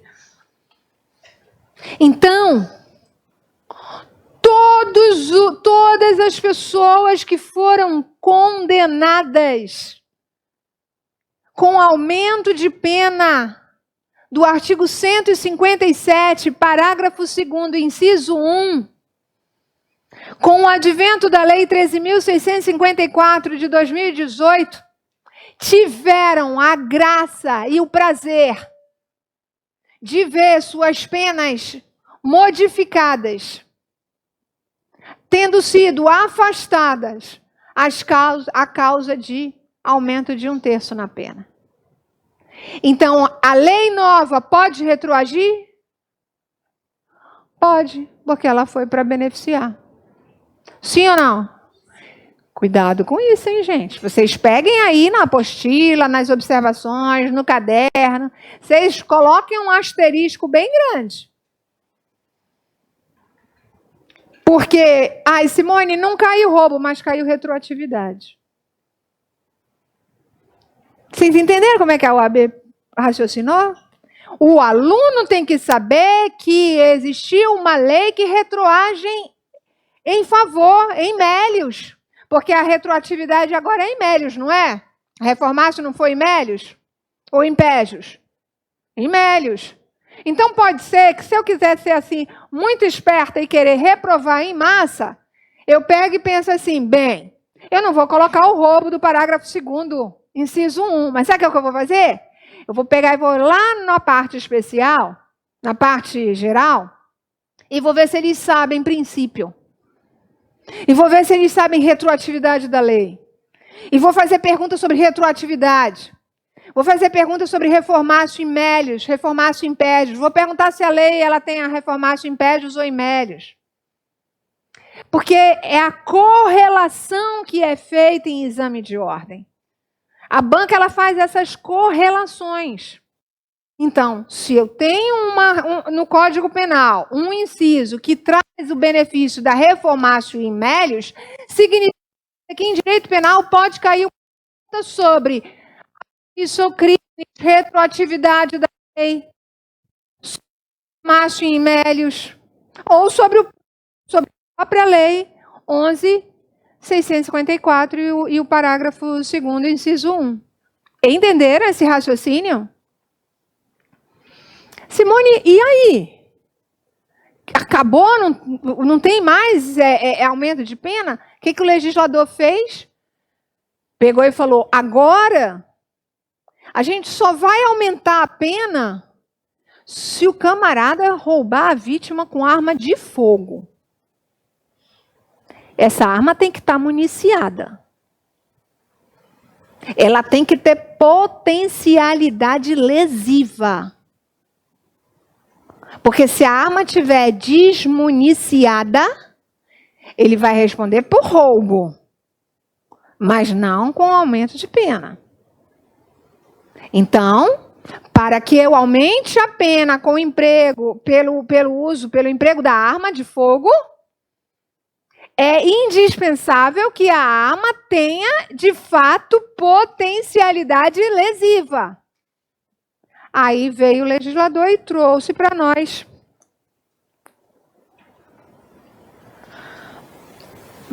o parágrafo 2A. A pena será aumentada de 2/3. A pena será aumentada de 2/3 se a violência ou a ameaça é exercida com emprego de arma de fogo. Então, gente, por favor.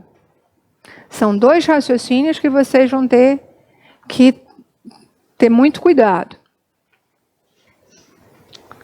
Primeiro,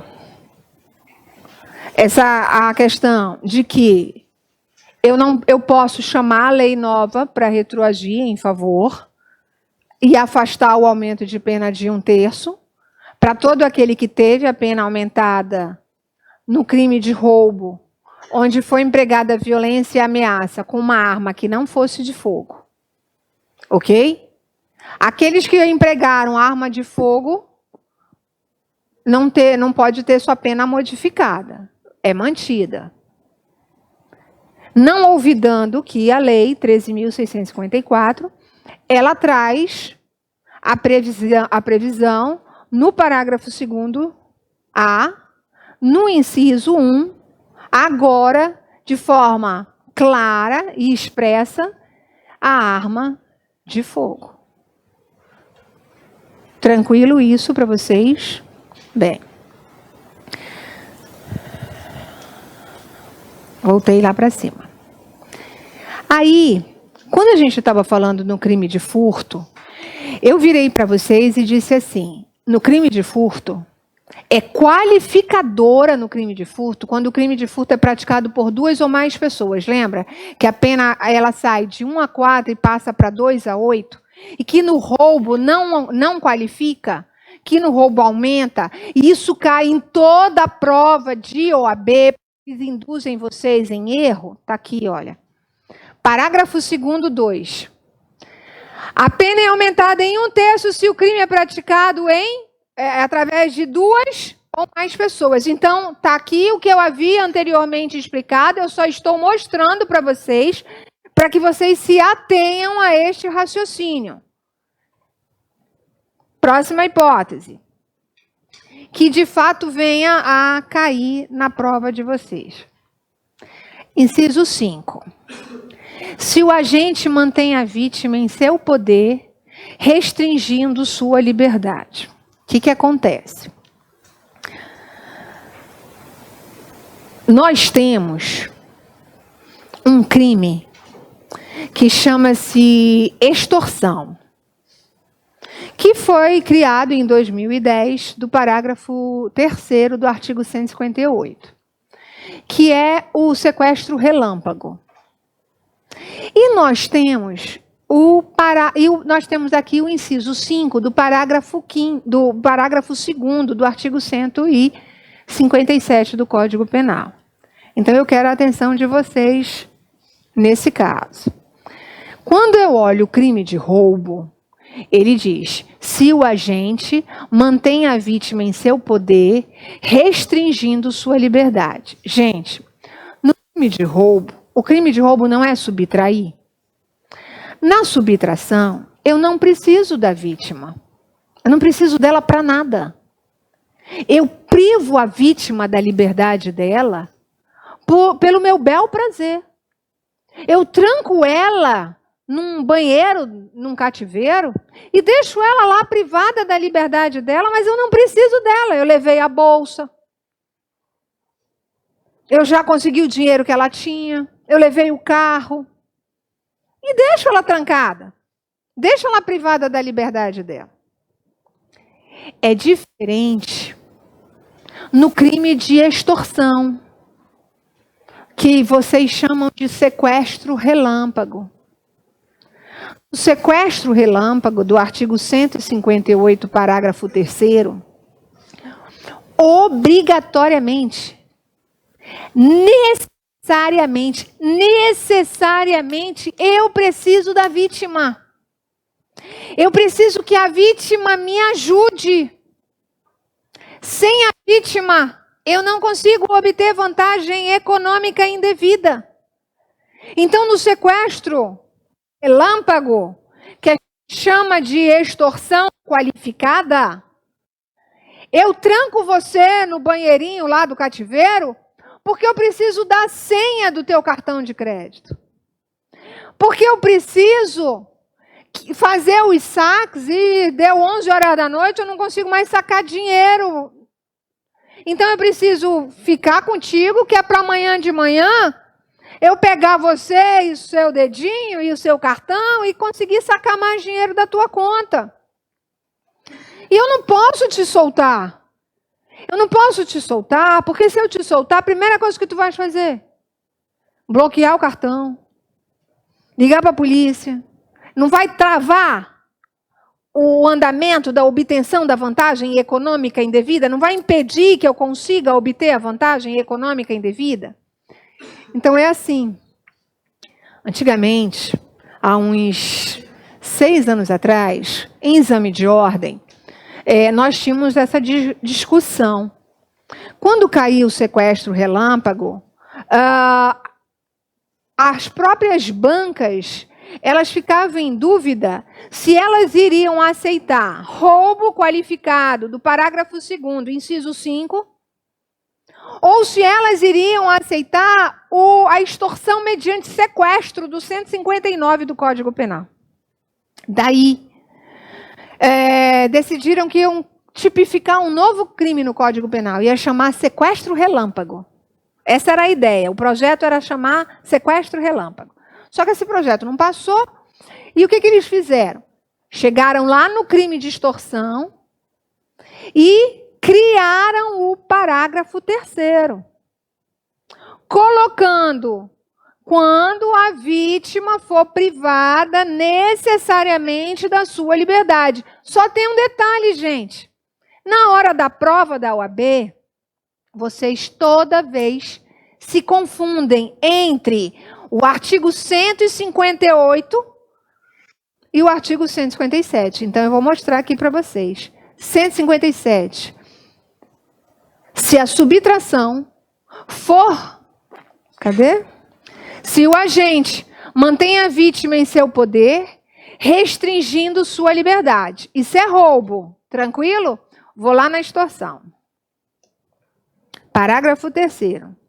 Se o crime é cometido mediante a restrição da liberdade da vítima.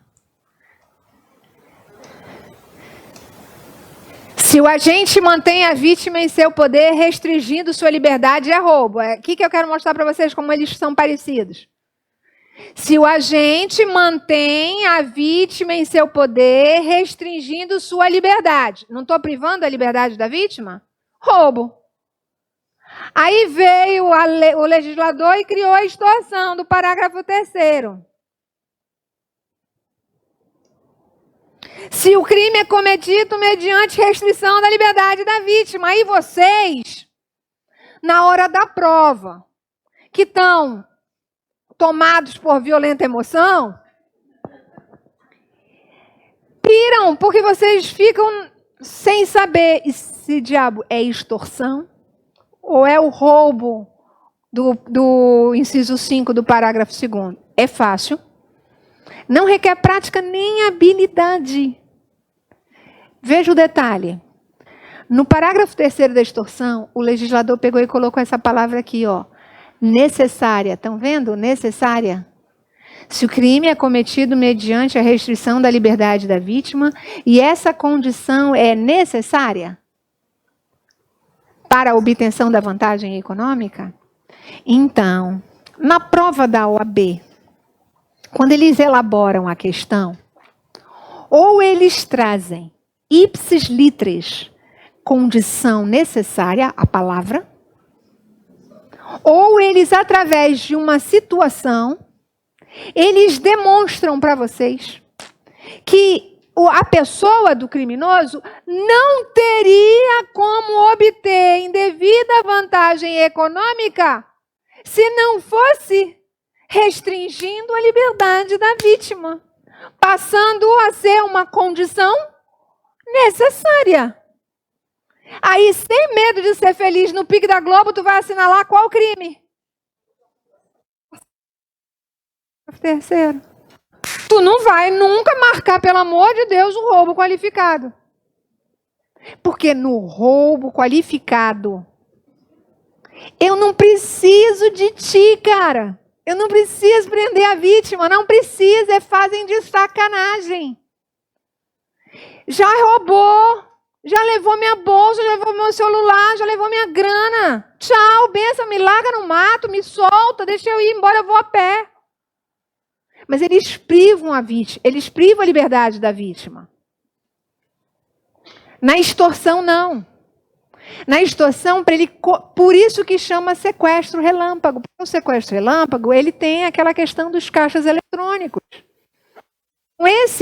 Esse parágrafo 3º, ele é muito específico para esses crimes de caixa eletrônico, que foi uma época que incidia muito essas condutas ilícitas, eram muito praticadas. Era muito comum a pessoa sofrer um sequestro relâmpago, passar a madrugada ali, tendo que sacar dinheiro até uma hora que não tinha mais dinheiro para sacar, o banco chega uma hora que não dá mais para sacar, tu tem que ficar com ele, com os criminosos, até o dia seguinte, para poder continuar os saques. Então, cuidado no crime de roubo, nesse sentido. Tranquilo até aí? Está tranquilo? Alguma dúvida? Dou-lhe uma, 2, 3. Aluno meu, normalmente ele gabarita a minha prova de penal. Em 25 anos, nunca teve um aluno que não tivesse gabaritado a minha prova. Então, que foi? Amém. Eles dizem, na segunda fase, lá em São Paulo, eles vão sempre atrás de mim, porque eles dizem que eu falo pela boca de um santo. Que eles querem que eu diga qual é a peça que vai cair. Eu realmente estou começando a acreditar que eu devo ter alguma... Então, gente, é o seguinte... Vocês, quando vocês não entenderem, vocês falem. Certo? Porque é importante essa dinâmica de aula, porque parece assim, nossa, né?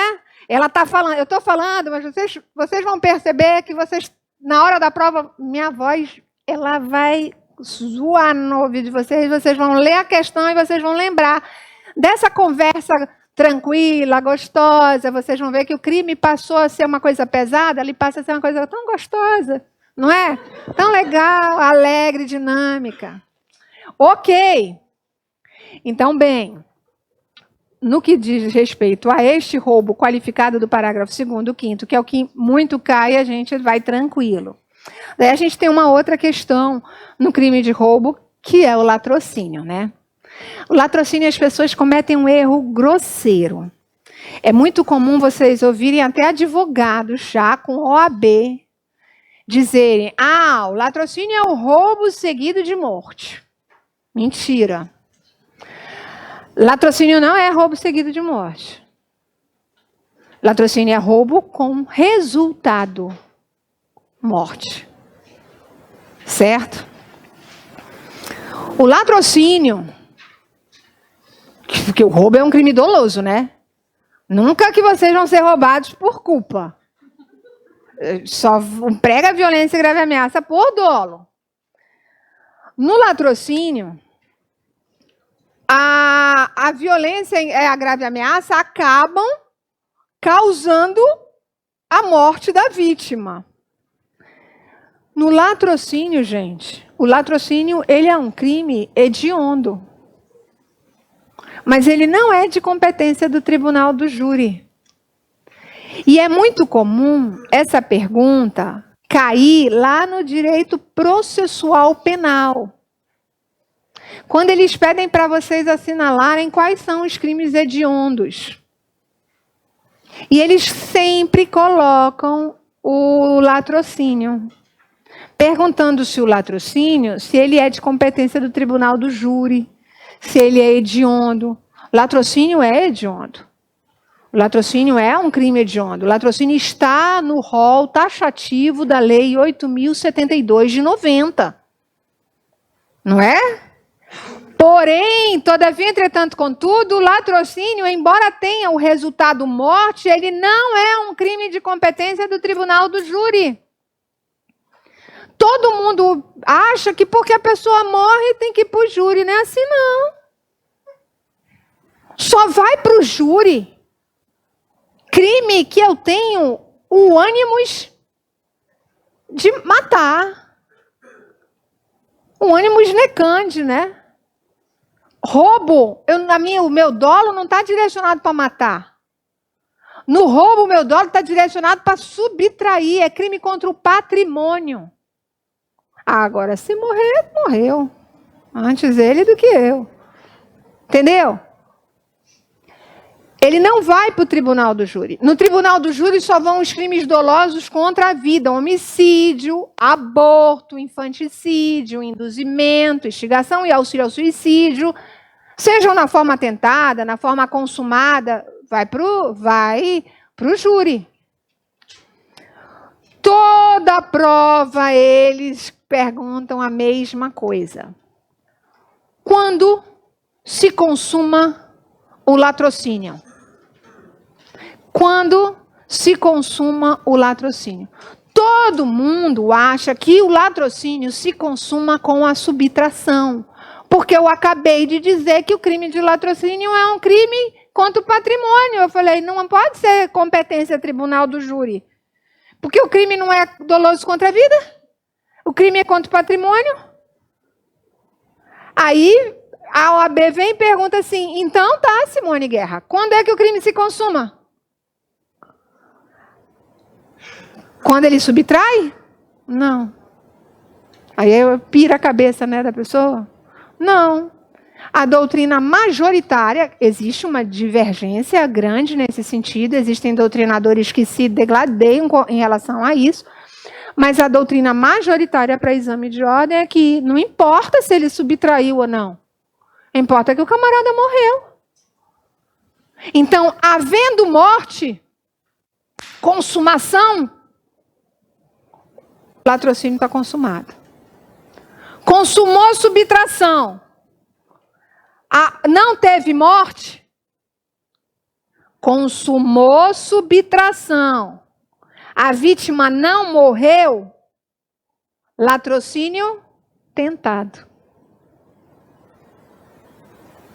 Houve subtração, consumou subtração, vítima morreu, latrocínio consumado.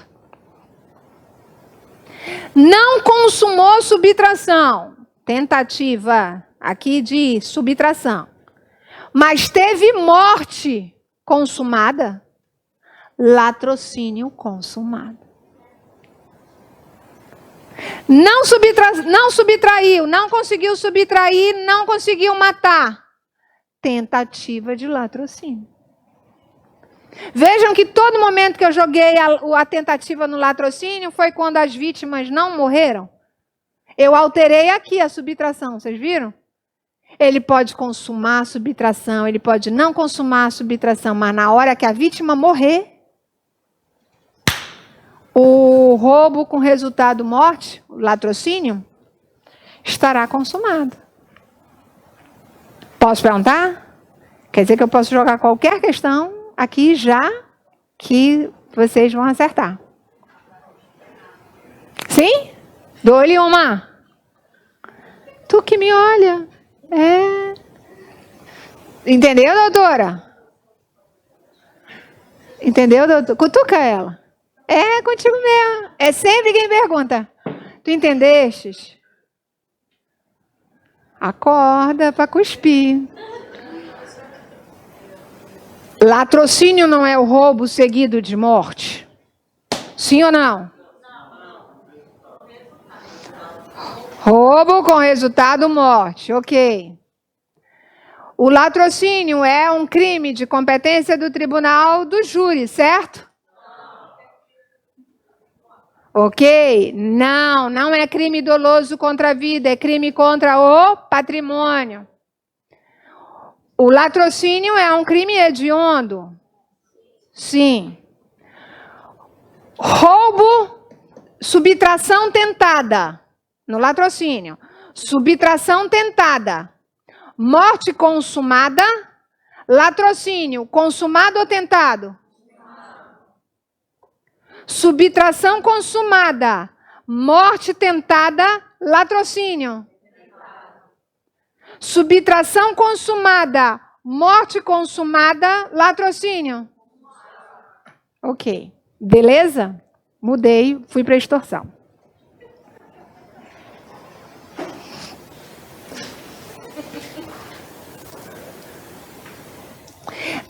era 1h30, eu tinha que parar? Porque já vai dar 2 horas que eu estou falando. Tu me esqueceste, né?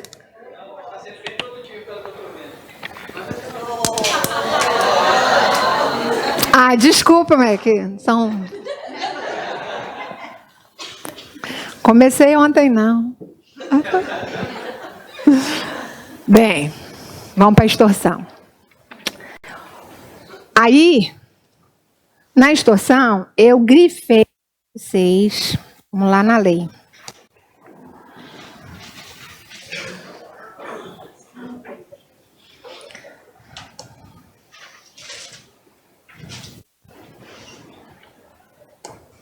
Extorsão.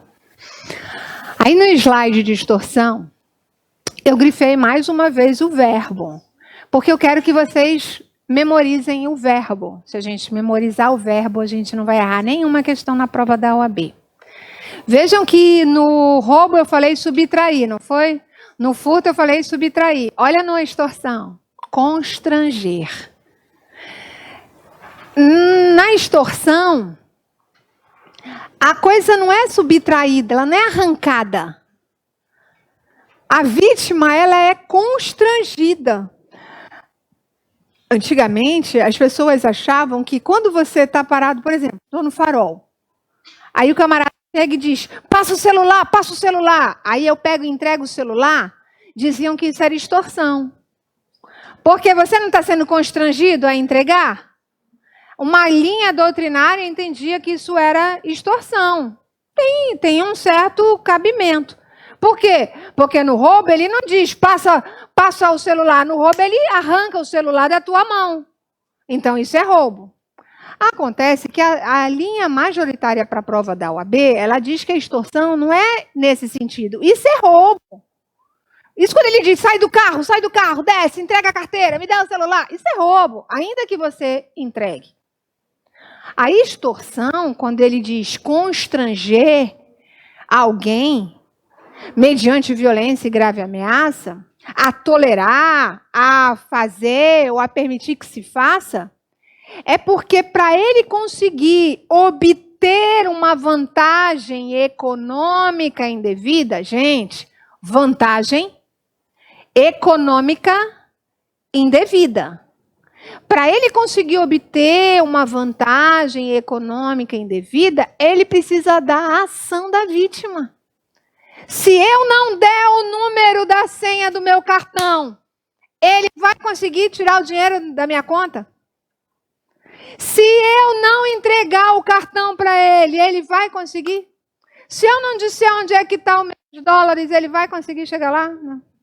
Se não houver uma ação minha que colabore diretamente para que ele obtenha a indevida vantagem econômica, o crime dele não existe.